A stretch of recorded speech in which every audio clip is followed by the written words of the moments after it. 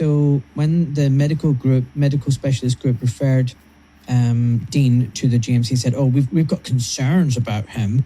The GMC then goes, "Okay, should we investigate and allow him to practice, or is he a danger to patients? In which case, we need to put restrictions on him." And the ultimate restriction is you're not allowed to practice. You're suspended while we carry out this investigation. And then the investigation will then lead to, a court, tribunal, blah, blah, blah. So the interim court tribunal, whatever MPTS judgment is, Dean Patterson is not allowed to practice medicine for 18 months. So he's been sacked from his current place of work, his group, and he's now not allowed to work for at least 18 months. And sometimes these investigations can carry on. So then they go to the High Court and say, we're asking for an extension of the suspension. So I know this other doctor is currently in the same situation, and it's like 2 years. 2 years you don't see patients. 2 years you're not doing any revalidation, not doing any continuous medical education. 2 years not earning any living. 2 years you're out. Like, what do you think that does? The process is the punishment. And there are cases where, like Justin Stebbins, that Jewish oncologist, he was having inappropriate relationships with his dying patients. Inappropriate. Not suspended during his investigation. Just think about that. And what has Dean Patterson done? Has he killed anyone, maimed anyone, had inappropriate... No, he raised issues about COVID, and they said, no, there's nothing going on there, but actually we've found some other irregularities about your practice, and they've suspended him for 18 months.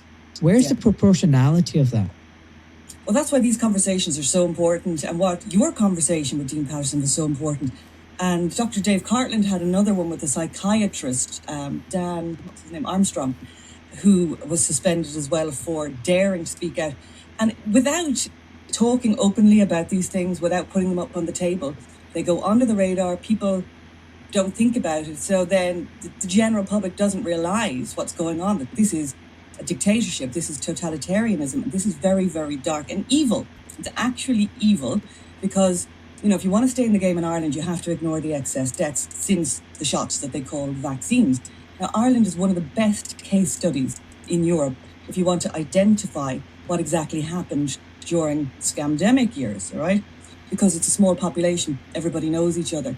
We had one spike in deaths in April 2020, correlated to the nursing homes. We know the names of the people. There were loads of court cases pending.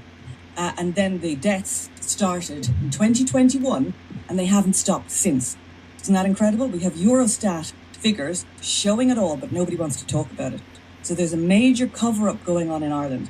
And even on this side of the fence, we have people who claim they're on this side of the fence, and they go out of their way to cover it up too and to change the subject.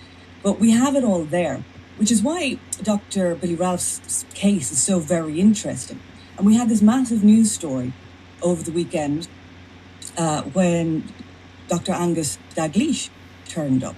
And that was incredible. You'd interviewed him a few times, and you had asked him the straight question. I pulled it out of the archives. You had said, why did you write that article in the Mail where he wanted to inject the young people first? What was that about? And that was truly shocking. He said he was coerced into doing it, and that his son had myocarditis after being coerced into taking the jab. Massive news. So you see, people say to me, I'm controlled opposition because I want to cover these things. And I'm saying, no, this is newsworthy. Gus, can I just say something? I really respect what you're doing. You're putting your neck out on the line. You're speaking against the grain. There's very few people, especially of your seniority, who are talking against the narrative and speaking up. Can you please, however, once more talk through why it is you wrote that Daily Mail article telling young people to take the vaccine, even if they had taken had COVID before, reassuring them that it won't affect them and their fertility and their immune system. It was quite a coercive Well, first, piece. yeah, it was coercive, and I was coerced. I didn't write that article. I was interviewed on the telephone by the Daily Mail to do that. I had done a couple of articles before, whereas previously I would discuss things through with a ghostwriter, and we would agree it. That piece was coerced, and it was just discussions over it, and it appeared how it was. I had no chance to go over it. I was very uncomfortable with it because of the coercive nature of it. We now know this was government forcing mainstream media into doing what they did. At the time that was written, I remember they were worried about it spreading and whether it made sense to vaccinate people who were doing all the face-to-face interactions, people on the front line like nurses, doctors, policemen, people delivering, etc. And I did say at that time, well, that makes more sense than vaccinating everyone, just the ones who are most likely to spread it. But at that time, I was being force-fed that the vaccine was working, that there were no side effects, and this was the way to go. And as I mentioned, I was uncomfortable, but I thought there's no point just being a rebel for the sake of it. But it was when my son had to have it for a job and got myocarditis, I suddenly realized and started talking and phoning around and talking to everybody else. I suddenly realized it's a disaster. Now, I have tried my very hardest, and I've written articles, all sorts of things about the dangers of the vaccine, particularly for young people and children. I've even got them all the way through various editorial stages. They never, ever appear. They are canned by the editor at the top, and that's not just the Mail. That's other mainstream media as well. So it is. They are being ruled. So we have an Orwellian state here. We don't have a free press anymore. I mean, it's ridiculous to think that we do. And even the so-called social media is no longer. It's been suppressed and censored to death. I never thought we'd see this. I'm a journalist. You know, I have to park up. I may think, right, it was wrong of him to write the article or to have it ghost written for him and put his name to it.